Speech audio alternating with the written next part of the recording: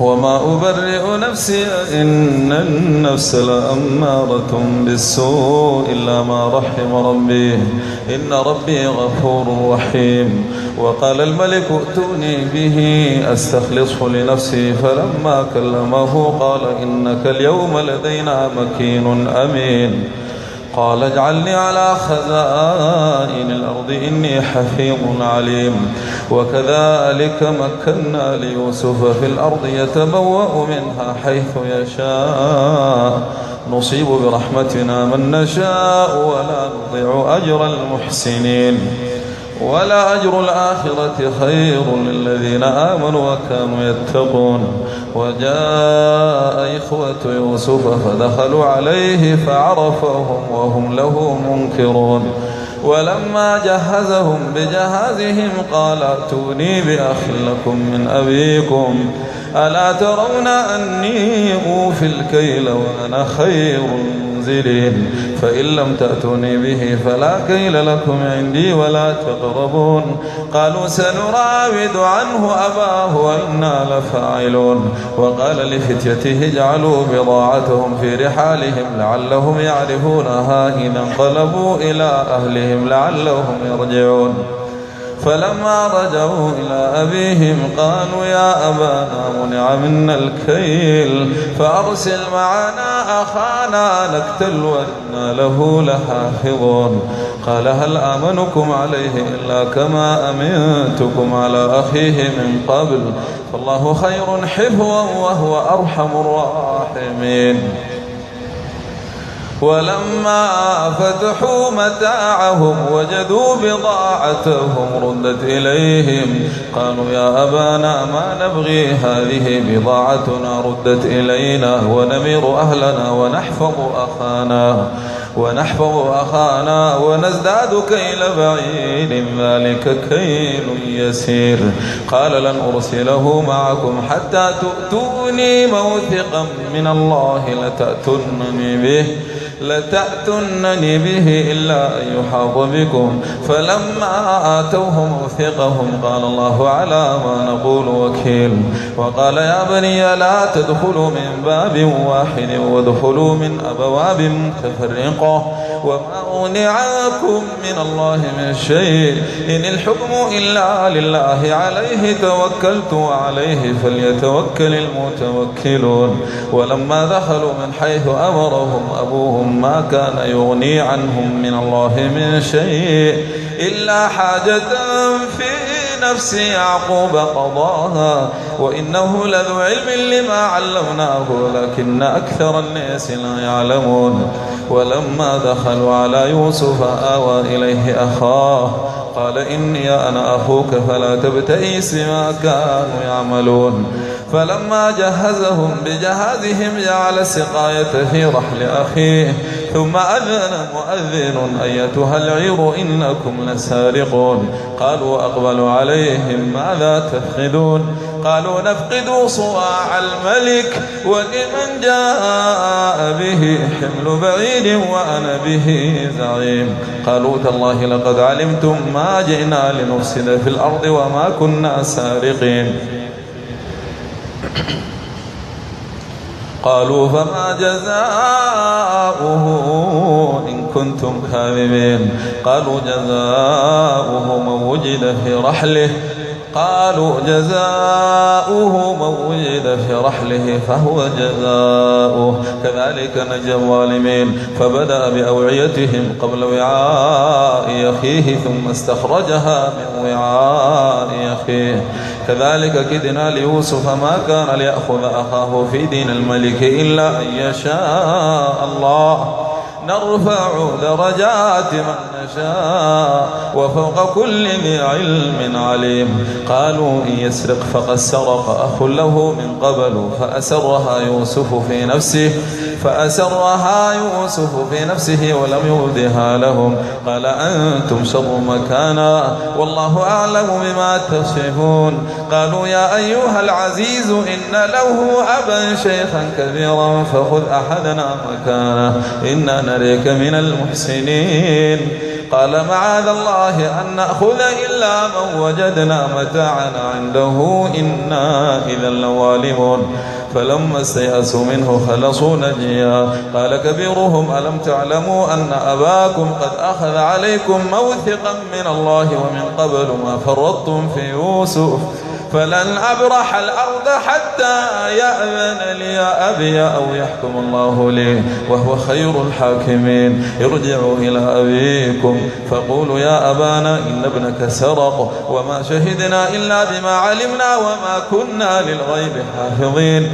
واسأل القرية التي كنا فيها والعير التي أقبلنا فيها وإنا لصادقون. قال بل سولت لكم أنفسكم أمرا فصبر جميل عسى الله أن يأتيني بهم جميعا إنه هو العليم الحكيم. وتولى عنهم وقال يا أسفا على يوسف وابيضت عيناه من الحزن فهو كظيم. قالوا تالله تفتأ تذكر يوسف حتى تكون حرضا أو تكون من الهالكين. قال إنما أشكو بثي وحزني إلى الله وأعلم من الله ما لا تعلمون. يا بني اذهبوا فتحسسوا من يوسف وأخيه ولا تيأسوا من روح الله إنه لا ييأس من روح الله إلا القوم الكافرون. فلما دخلوا على يوسف فلما دخلوا عليه قالوا يا أيها العزيز مسنا وأهلنا الضر وجئنا ببضاعة مزجاة فأوفي لنا الكيل وتصدق علينا إن الله يجزي المتصدقين. قال هل علمتم ما فعلتم بيوسف وأخيه إذ أنتم جاهلون. قالوا إنك لأنت يوسف. قال أنا يوسف وهذا أخي قد من الله علينا إنه من يتقي ويصبر فإن الله لا يضيع أجر المحسنين. قالوا تالله لقد آثرك الله علينا وإن كنا لخاطئين. قال لا تثريب عليكم اليوم يغفر الله لكم وهو أرحم الراحمين. اذهبوا بقميصي هذا فألقوه على وجه أبي يأت بصيرا وأتوني بأهلكم أجمعين. ولما فصلت العير قال أبوهم إني لأجد ريح يوسف لولا أن تفندون. قالوا تالله إنك لفي ضلالك القديم. فلما أن جاء البشير ألقاه على وجهه فارتد بصيرا. قال ألم أقل لكم إني أعلم من الله ما لا تعلمون. قالوا يا أبانا استغفر لنا ذنوبنا إنا كنا خاطئين. قال سوف أستغفر لكم ربي إنه هو الغفور الرحيم. فلما دخلوا على يوسف آوى إليه أبويه وقال ادخلوا مصر إن شاء الله آمنين. ورفع أبويه على العرش وخروا له سجدا وقال يا أبت هذا تأويل رؤياي من قبل قد جعلها ربي حقا وقد أحسن بي إذ أخرجني من السجن وجاء بكم من البدو من بعد أن نزغ الشيطان بيني وبين إخوتي إن ربي لطيف لما يشاء إنه هو العليم الحكيم. رب قد آتيتني من الملك وعلمتني من تأويل الأحاديث فاطر السماوات والأرض أنت ولي في الدنيا والآخرة توفني مسلما وألحقني بالصالحين. ذلك من أنباء الغيب نوحيه إليك وما كنت لديهم إذ أجمعوا أمرهم وهم يمكرون وما أكثر الناس ولو حرصت بمؤمنين وما تسألهم عليه من أجر إن هو إلا ذكر للعالمين. وكأي من آية في السماوات والأرض يمرون عليها وهم عنها معرضون وما يؤمن أكثرهم بالله إلا وهم مشركون أفأمنوا أن تأتيهم غاشية من عذاب الله أو تأتيهم الساعة بغتة وهم لا يشعرون قل هذه سبيلي أدعو إلى الله على بصيرة أنا ومن اتبعني وسبحان الله وما أنا من المشركين وما أرسلنا من قبلك إلا رجالا يوحى إليهم من أهل القرى أفلم يسيروا في الأرض فينظروا كيف كان عاقبة الذين من قبلهم ولدار الآخرة خير للذين اتقوا أفلا يعقلون حتى إذا استيأس الرسل وظنوا أنهم قد كذبوا جاءهم نصرنا فننجي من نشاء ولا يرد بأسنا عن القوم المجرمين لقد كان في قصصهم عبرة لأولي الألباب ما كان حديثا يفترى ولكن تصديق الذي بين يديه لقد كان في قصصهم عبرة لأولي الألباب ما كان حديثا يفترى ولكن تصديق الذي بين يديه وتفصيل كل شيء وهدى ورحمة لقوم يؤمنون ألف لام ميم ر تلك آيات الكتاب والذي أنزل إليك من ربك الحق ولكن أكثر الناس لا يؤمنون الله الذي رفع السماوات بغير عمد ترونها ثم استوى على العرش وسخر الشمس والقمر كل يجري لأجل مسمى يدبر الأمر يفصل الآيات لعلكم بلقاء ربكم توقنون وهو الذي مد الأرض وجعل فيها رواسي وأنهارا ومن كل الثمرات جعل فيها زوجين اثنين يغشي الليل النهار إن في ذلك لآيات لقوم يتفكرون وفي الأرض قطع متجاورات وجنات من أعناب وزرع ونخيل صنوان وغير صنوان تسقى بماء واحد ونفضل بعضها على بعض في الأكل إن في ذلك لآيات لقوم يعقلون وإن تعجب فعجب قولهم إذا كنا ترابا أئنا لفي خلق جديد أولئك الذين كفروا بربهم وأولئك الأغلال في أعناقهم وأولئك أصحاب النار هم فيها خالدون ويستعجلونك بالسيئة قبل الحسنة وقد خلت من قبلهم المثلات وإن ربك لذو مغفرة للناس على ظلمهم وإن ربك لشديد العقاب ويقول الذين كفروا لولا أنزل عليه آية من ربه إنما أنت منذر ولكل قوم هاد الله يعلم ما تحمل كل أنثى وما تغيض الأرحام وما تزداد وكل شيء عنده بمقدار عالم الغيب والشهادة الكبير المتعال سواء منكم من أسر القول ومن جهر به ومن هو مستخف بالليل وسارب بالنهار له معقبات من بين يديه ومن خلفه يحفظونه من أمر الله إن الله لا يغير ما بقوم حتى يغيروا ما بأنفسهم وإذا أراد الله بقوم سوءا فلا مرد له وما لهم من دونه موال هو الذي يريكم البرق خوفا وطمعا وينشئ السحاب الثقال ويسبح الرعد بحمده والملائكة من خيفته ويرسل الصواعق فيصيب بها من يشاء وهم يجادلون في الله وهو شديد المحال له دعوة الحق والذين يدعون من دونه لا يستجيبون لهم بشيء إلا كباسط كفيه إلى الماء ليبلغ فاه وما هو ببالغه وما دعاء الكافرين إلا في ضلال ولله يسجد من في السماوات والأرض طوعا وكرها وظلالهم بالغدو والآصال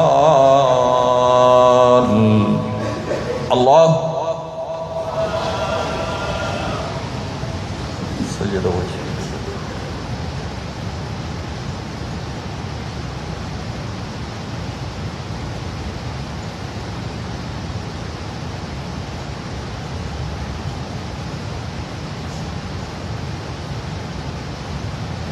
الله أكبر.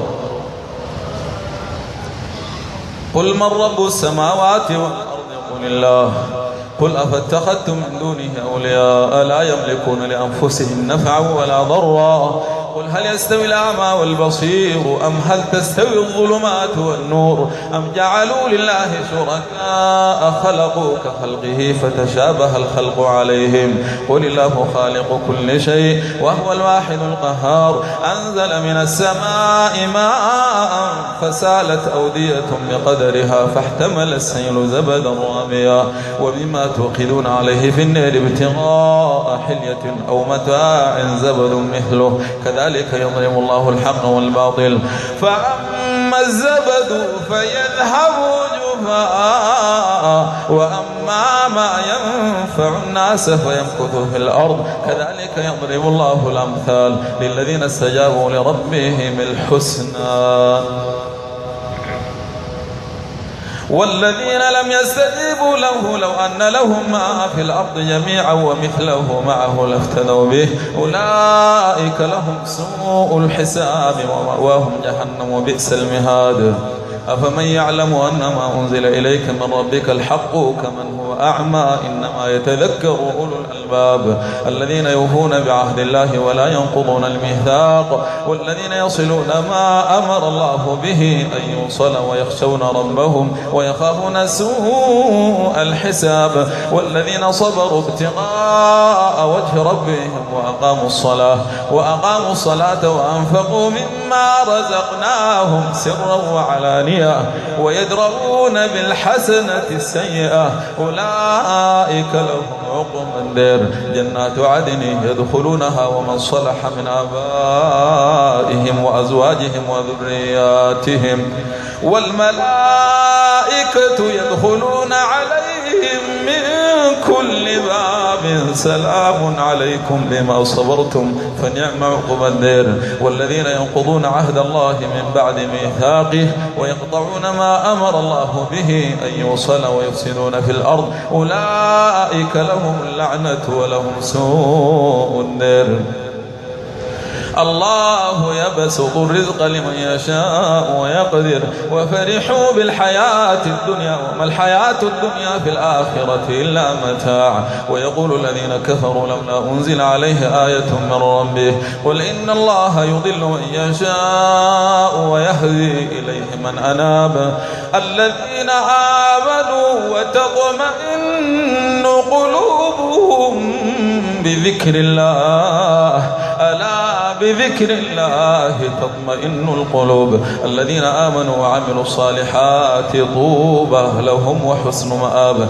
كذلك أرسلناك في أمة قد خلت من قبلها لتتلو عليهم الذي أوحينا إليك وهم يكفرون بالرحمن قل هو ربي لا إله إلا هو عليه توكلت وإليه متاب. ولو أن قرآنا سيرت به الجبال أو قطعت به الأرض أو كلم به الموتى بل لله الأمر جميعا. أفلم ييأس الذين آمنوا أن لو يشاء الله لهدى الناس جميعا ولا يزال الذين كفروا تصيبهم بما صنعوا قارعة أو تحل قريبا من ديرهم حتى يأتي وعد الله إن الله لا يخلف الميعاد. ولقد استهزئ برسل من قبلك فأمليت للذين كفروا ثم أخذتهم فكيف كان عقاب.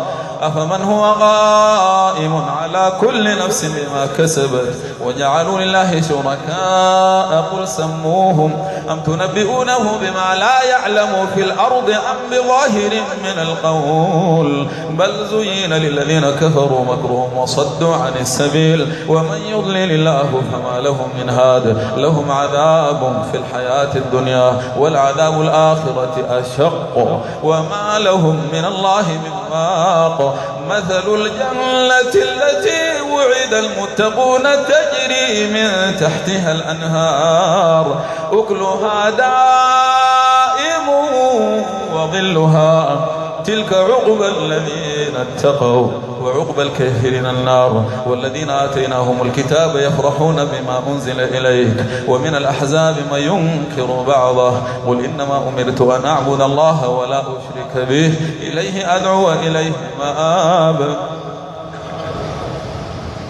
وكذلك أنزلناه حكما عربيا ولئن اتبعت أهواءهم بعدما جاءك من العلم ما لك من الله من ولي ولا واق. ولقد أرسلنا رسلا من قبلك وجعلنا لهم أزواجا وذرية وما كان لرسول أن يأتي بآية إلا بإذن الله لكل أجل كتاب. يمحو الله ما يشاء ويثبت وعنده أم الكتاب. وإما نرينك بعض الذي نعدهم أو نتوفينك فإنما عليك البلاغ وعلينا الحساب. أولم يروا أنا نأتي الأرض ننقصها من أطرافها والله يحكم لا معقب لحكمه وهو سريع الحساب. وقد مكر الذين من قبلهم فلله المكر جميعا يعلم ما تكسب كل نفس وسيعلم الكافر لمن عقبى الدير. ويقول الذين كفروا لست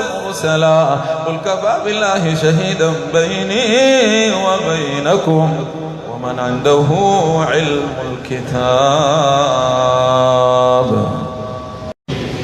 ألف كتاب أنزلناه إليك لتخرج الناس من الظلمات إلى النور بإذن ربهم إلى صراط العزيز الحميد.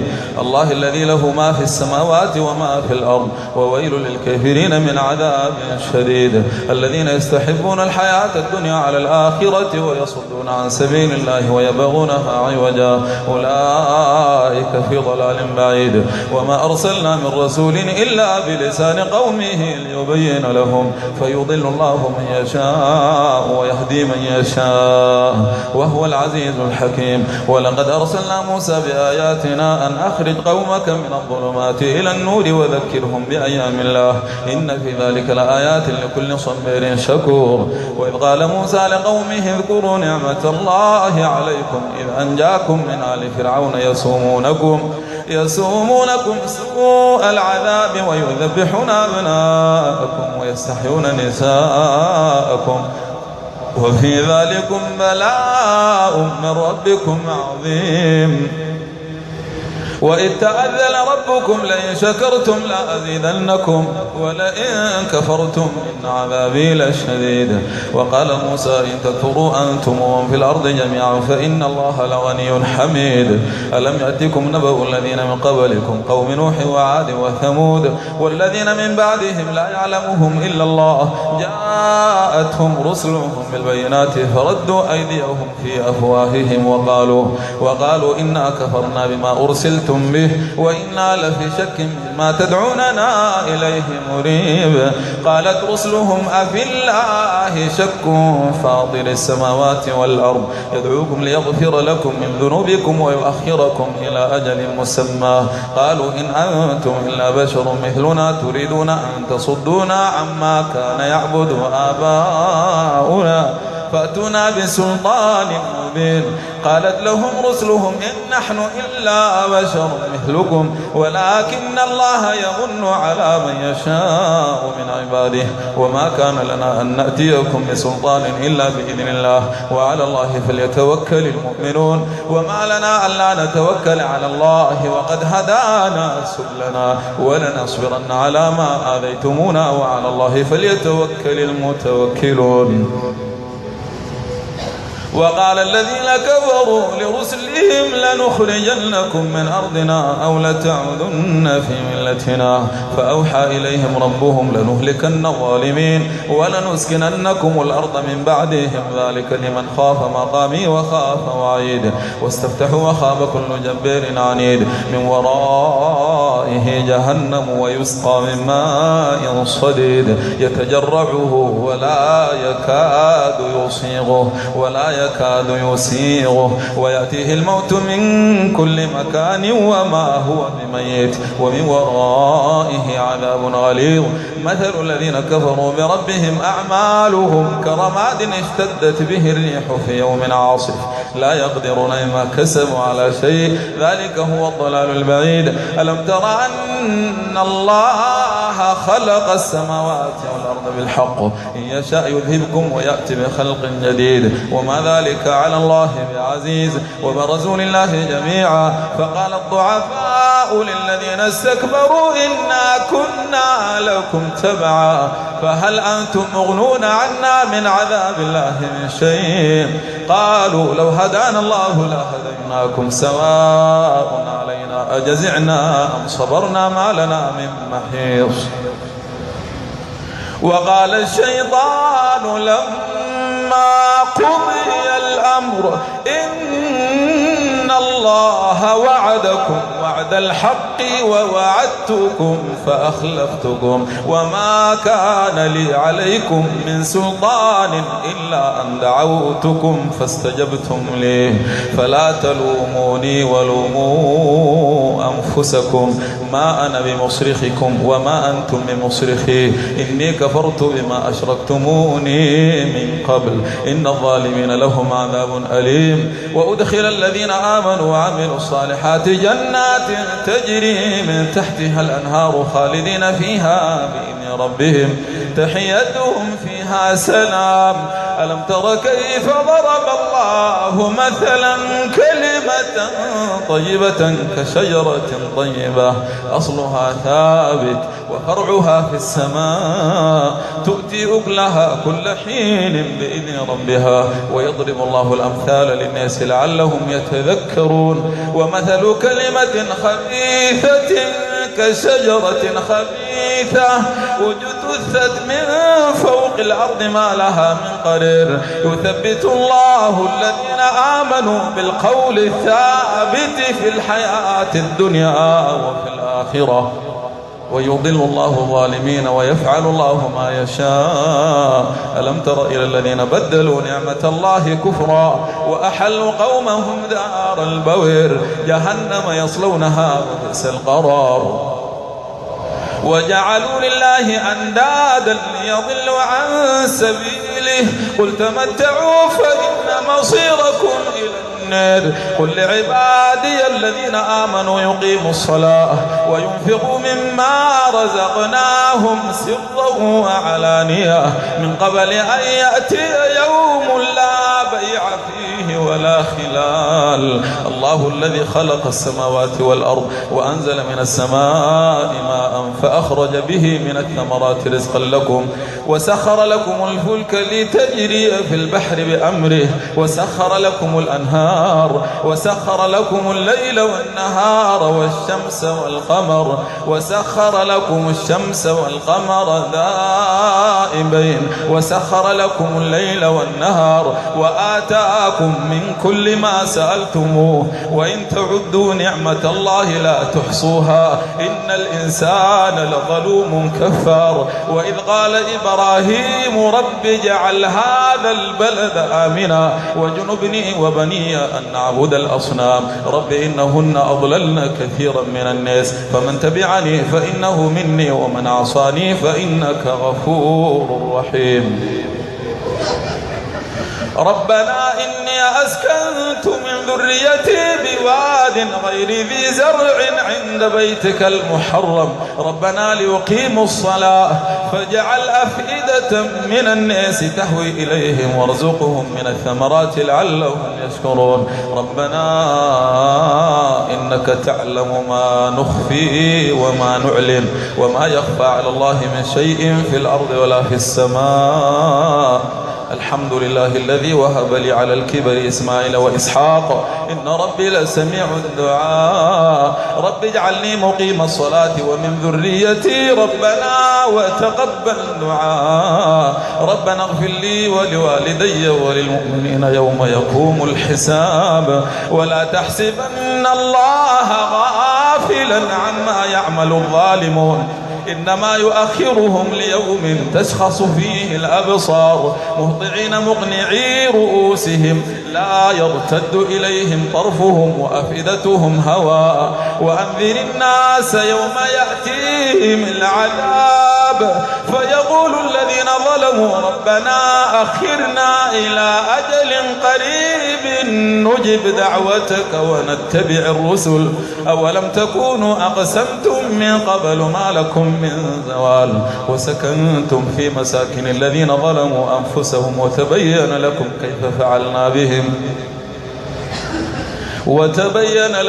كيف فعلنا بهم وضربنا لكم الأمثال وقد مكروا مكرهم وعند الله مكرهم وإن كان مكرهم لتزول منه الجبال فلا تحسبن الله مخلف وعده رسله إن الله عزيز انتقام يوم تبدل الأرض غير الأرض والسماوات وبرزوا لله الواحد القهار وترى المجرمين يومئذ مقرنين في الأصفاد سرابيلهم من قطران وتغشى وجوههم النار ليجزي الله كل نفس ما كسبت إن الله سريع الحساب هذا بلاغ للناس ولينذروا به وليعلموا أنما هو إله واحد وليذكر أولو